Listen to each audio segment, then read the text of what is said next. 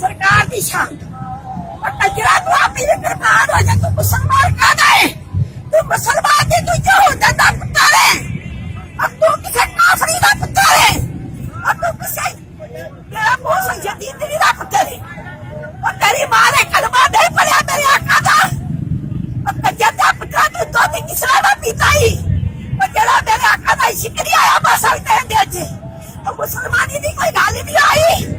और कचरा तेरे को मेरी भिक्षा चल गया मेरे सरे मेरे कचरी मार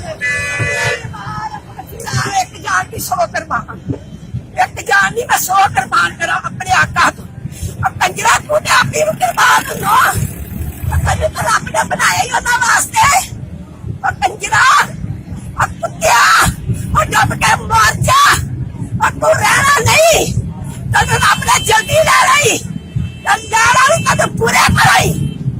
लाल का बुरी तरह मेरे आका जा किस्ता मेरे नबी जा किस्ता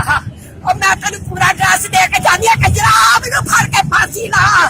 सरकार ने तो 1 जान की 100 कुर्बान और मेरी 100 जान कुर्बान आका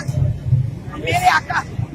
और तेरी शर्म नहीं आई रब ने तेन किदे वास्ते बनाया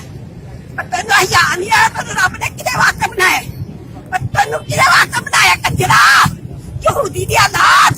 और किसे तो चूड़ा भी माने जाए अपने ईसा और तू ईसा भी नहीं मनिया और तू ईसा ने मान लेना और चूड़िया